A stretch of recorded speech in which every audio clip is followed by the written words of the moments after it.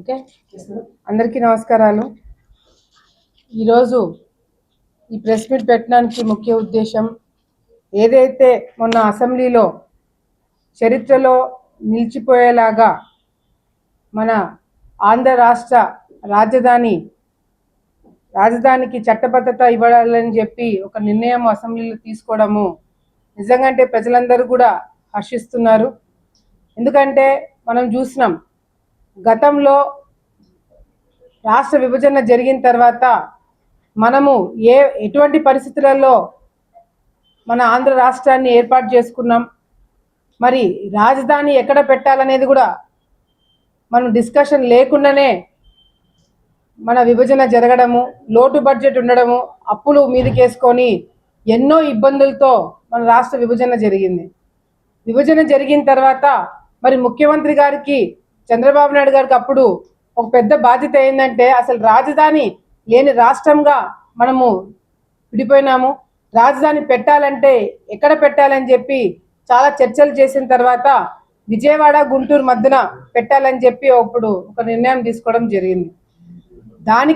ఆ నిర్ణయానికి మరి అప్పట్లో జగన్మోహన్ రెడ్డి గారు ప్రతిపక్షంలో ఉన్నప్పుడు ఒక డిబేట్, ఒక చర్చ అసెంబ్లీలో జరిగింది.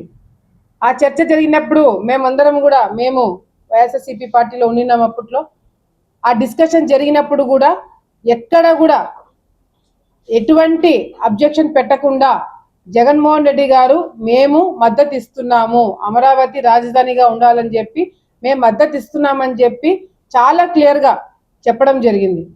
నేను ఇక్కడే ఇల్లు కట్టుకుంటాను అని చెప్పి చెప్పడం జరిగింది. మా వాళ్ళందరూ ఇక్కడే ఇల్లు కట్టుకుంటారని చెప్పి చెప్పడం జరిగింది. కానీ ఒక పక్కన సపోర్ట్ చేస్తూనే ఇంకో పక్కన అదే రైతుల భూమి ఎవరైతే ఇస్తామని ముందుకు వచ్చారో రాజధానికి భూమి 30,000 ఎకరాలు దాదాపుగా స్వచ్ఛందంగా రైతులు ముందుకొచ్చి ఇవ్వాలని అనుకున్నారు. ఎక్కడ కూడా లాఠీ చార్జ్ జరగలేదే, ఎక్కడ కూడా రైతులు ధర్నాలు చేయలేదే, ఎక్కడ కూడా మహిళల పైన దాడులు చేయలేదే, స్వచ్ఛందంగా ముందుకొచ్చారు. వాళ్ళకి కావాల్సింది ఏందనేది అడిగినారు. దానికి తగినట్టుగానే ప్రభుత్వం అప్పట్లో ఇస్తామని చెప్పి చెప్పడం జరిగింది. కేవలం 60 రోజుల నుంచి 90 రోజుల మధ్యన ఇంత తక్కువ సమయంలో అన్ని వేల ఎకరాలు ప్రభుత్వంకి రాజధాని కోసం ఇవ్వడం అనేది దేశంలో ఎప్పుడు కూడా జరగలేదు. అది కేవలం చంద్రబాబు నాయుడుకి మాత్రమే సాధ్యమైందని గర్వంగా ఈరోజు మేము తెలియజేసుకుంటున్నాం. మరి అటువంటి రాజధాని మేము మద్దతు ఇస్తున్నామని చెప్పంగానే రైతులు భూమి ఇవ్వడానికి ముందుకు వస్తుంటే వాళ్ళ భూములు కాలుస్తారు, వాళ్ళ పంటను కాలుస్తారు, భూమి ఇవ్వద్దని చెప్పి బెదిరిస్తారు. ఒక పక్కన అవి కూడా చేశారు. కానీ ఏదేమైనా భూమి ఇవ్వాలని నిర్ణయించుకొని రైతులు అప్పట్లో ఇవ్వడం జరిగింది. ఇది ఒక పక్కన జరుగుతూనే మరి 30,000 ఎకరాలు భూమి ఇచ్చిన తర్వాత ఆ ప్రభుత్వము రాలేకపోయింది. జగన్ ప్రభుత్వం వచ్చిన తర్వాత వైఎస్ఆర్సీపీ నాయకులు అధికారంలోకి వచ్చిన తర్వాత కూర్చోడానికి అసెంబ్లీ ఎవరు కట్టించినారు, హైకోర్టు ఎవరు కట్టించినారు? ఇవన్నీ ఉమ్మడి రాష్ట్రంలో ఉన్నప్పుడు కట్టినవి కాదు. చంద్రబాబు నాయుడు గారు 14-19 టైంలో కట్టించిన భవనాల్లోనే ఈరోజు అసెంబ్లీలు కూడా జరుగుతున్నాయి. జగన్మోహన్ రెడ్డి గారు వచ్చిన తర్వాత రాజధానిని అభివృద్ధి చేస్తారేమో, ఇంకా గొప్పగా ఏమైనా చేస్తారేమో అని చెప్పి నమ్మి ఓట్లేసిన వాళ్ళ పరిస్థితి ఏంటి? ఒక్క రాజధాని కాదు, నేను ఇంకొక రెండు రాజధానులు ఇస్తాను మీకు అని చెప్పి ఏదో చాక్లెట్లు బిస్కెట్లు ఇచ్చినట్టుగా 3 రాజధానులు అని చెప్పి ఆంధ్ర రాష్ట్రాన్ని నవ్వుల పాలన చేసింది జగన్మోహన్ రెడ్డి. దేశంలో ఎక్కడ కూడా ఈ 3 రాజధానులు లేవు. అటువంటిది ఒక రాజధాని కట్టుకోవడానికే మనకి లోటు బడ్జెట్తో డబ్బులు లేక ఇబ్బందులు పడుతుంటాయి. ఇನ್ನು 3 రాజధానులు కట్టిస్తాడంట.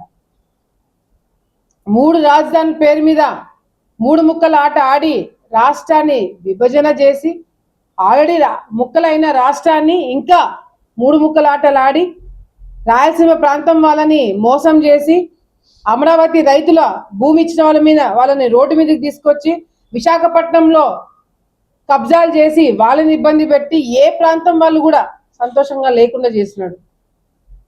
మరి అదే విధంగా మొన్న రాజధానికి చట్టబద్ధత అమరావతికి ఇవ్వాలని చెప్పి అసెంబ్లీలో చర్చ జరిగితే దాని గురించి ఒక్క వైసీపీ నాయకుడు దీని గురించి స్పందించారు. దీని గురించి ఒక్కరు మాట్లాడరు.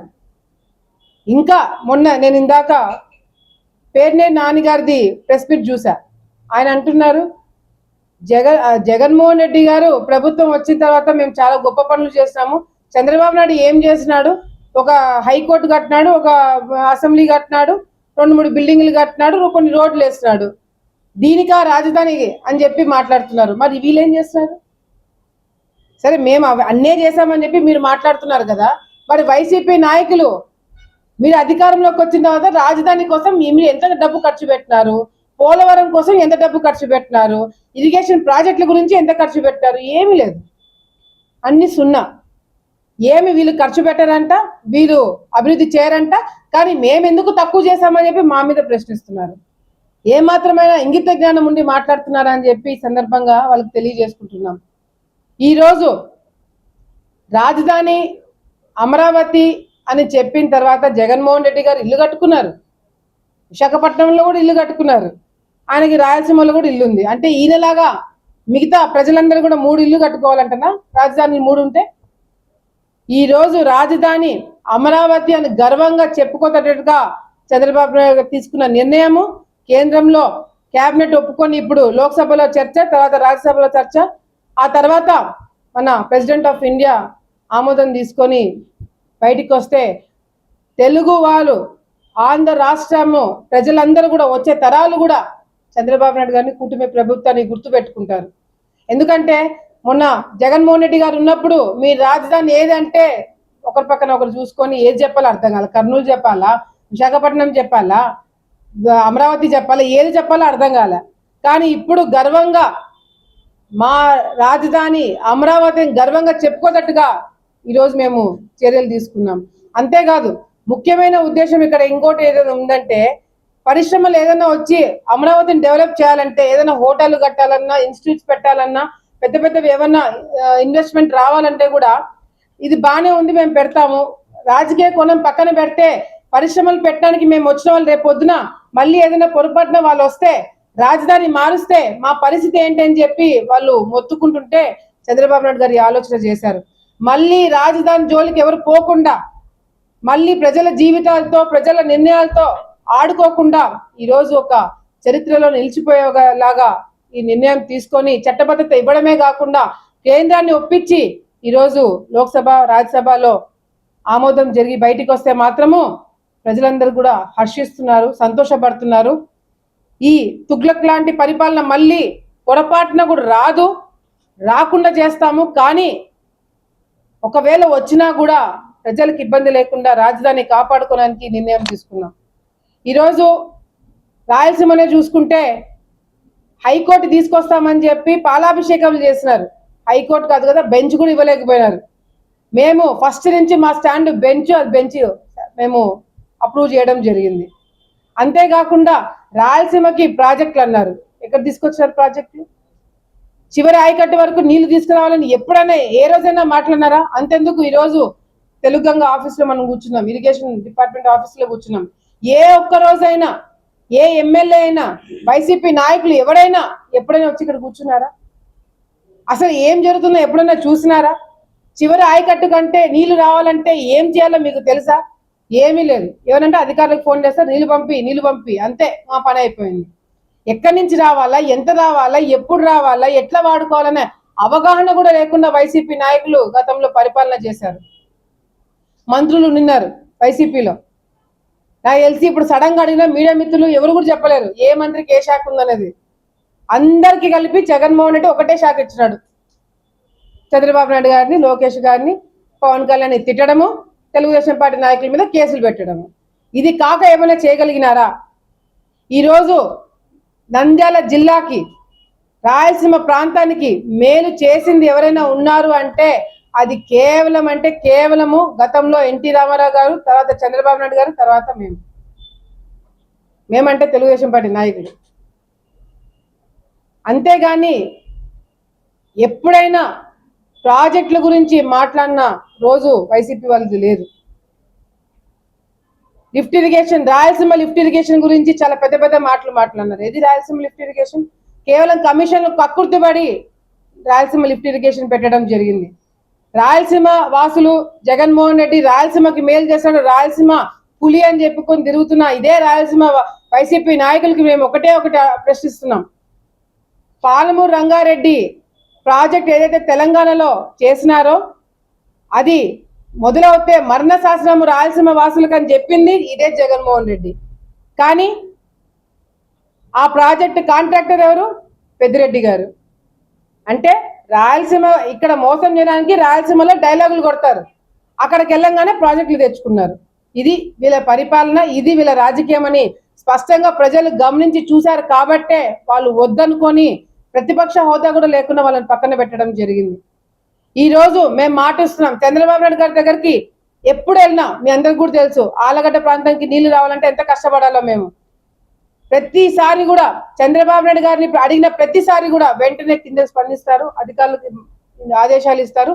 ఈరోజు చివరి ఆయకట్టు వరకు నీళ్లు వస్తున్నాయి. మొన్నటికి మొన్న మీటింగ్ లో మీరే చూశారు, ఆలగడ్డకి నీళ్లు ఇవ్వలేమన్నారు, ఇప్పుడు బ్రహ్మాండంగా నీళ్లు వస్తున్నాయి. 27 బ్లాక్ వరకు నీళ్లు వస్తున్నాయి. ఏప్రిల్ 10 వరకు నీళ్లు తెప్పిగలుగుతున్నామంటే అది మా ప్రభుత్వము ప్రజల మీద ఉండే ఆలోచన, కమిట్మెంట్ అని గర్వంగా ఈరోజు తెలియజేసుకుంటున్నాం. మాకు మా ప్రభుత్వంలో అధికారులతో, మంత్రులతో, ముఖ్యమంత్రితో కొట్లాడే స్వేచ్ఛ మాకుంది. అదే గతంలో వాళ్ళు కొట్లాడినారా? కొట్లాడితే మిమ్మల్ని బతికనిచ్చేవాడా జగన్మోహన్ రెడ్డి? మిమ్మల్ని ఉండనిచ్చేవాడా?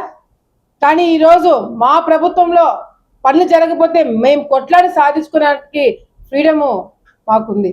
ఈరోజు ప్రజలందరూ కూడా ఒకటే మాట, రాజధాని అమరావతి ప్రతి ఒక్కరు కూడా హర్షిస్తున్నారు.